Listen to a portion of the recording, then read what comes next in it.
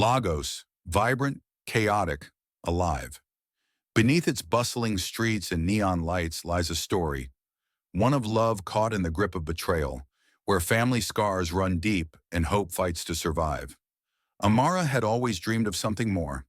At 24, she was a rising fashion designer, known for blending modern elegance with traditional Igbo patterns. But beneath her talent lay a weight she couldn't shake, the bitter feud between her father, Chief Obiora, and his former friend Adebayo. Decades ago, Chief Obiora and Adebayo were inseparable. Together, they built businesses, shared meals, and celebrated milestones. But one fateful day, a betrayal shattered their bond. Accusations flew, money was lost, and worst of all, trust, once unbreakable, crumbled. Chief Obiora was left to pick up the pieces, vowing never to forgive. "Never trust a Yoruba man," he'd often say, his voice sharp with bitterness. Amara heard those words so many times they became a part of her. But fate, as always, had other plans. It was a rainy afternoon in Lagos, the kind that slowed the city's relentless pace. Amara, rushing to deliver a dress to a client, collided with a stranger. Fabric spilled from her hands as she stumbled. "I'm so sorry," came a voice deep and calm. Amara looked up into warm brown eyes. "Femi." He smiled as he helped gather her designs, water dripping from his umbrella. "You're an artist," he said, admiring the intricate patterns. "I'm a designer," she replied, her voice cautious yet intrigued. That brief encounter turned into coffee, then hours of conversation. Femi was everything Amara admired: kind, ambitious, and unapologetically honest. He spoke of his dreams to design buildings that merged tradition and innovation, just as she infused heritage into her work. But destiny has a cruel sense of humor. 2 weeks later, as their connection deepened, Femi invited her to meet his family. Amara, nervous but excited, stepped into the elegant home, only to find herself face to face with Adebayo, the man her father had taught her to despise.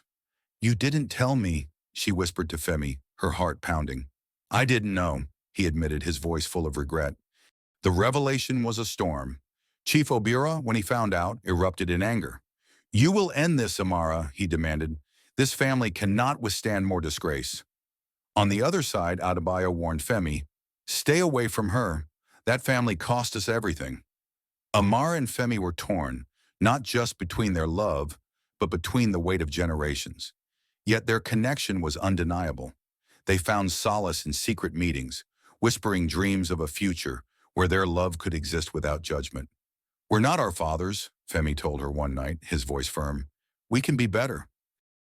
But the past has a way of haunting the present.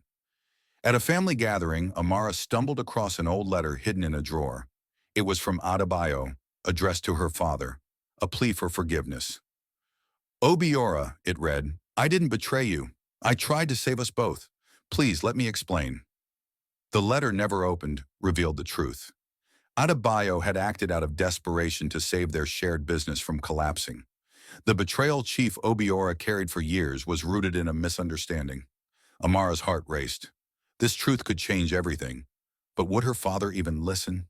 As she wrestled with this discovery, another tragedy struck. Someone, consumed by anger and revenge, sabotaged Femi's architectural project, threatening his career and safety. The culprit? A distant relative of Chief Obiora, determined to protect the family's honor. The fallout was devastating. Femi was injured, his dreams momentarily shattered. Amara, consumed with guilt, confronted her father. "This feud, this hatred, it's destroying us," she cried. "You've held on to pain for so long you've forgotten how to heal." Chief Obiora, for the first time, was silent. The weight of her words sank in. The families, now facing the brink of war, were forced to confront the truth. Amara presented the letter to both sides during a tense meeting. As the words were read aloud, the room grew heavy with regret. Adebayo, his voice breaking, turned to Chief Obiora. "I made mistakes, but I never meant to hurt you. Can we not let our children have what we lost?" Chief Obiora, tears in his eyes, extended his hand. It was a moment decades in the making, a fragile truce, born of pain but carried by hope.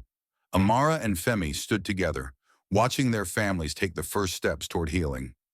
On a quiet Lagos beach at sunset, Amara looked at Femi, her hand in his. Do you think it's really over? She asked. Femi smiled.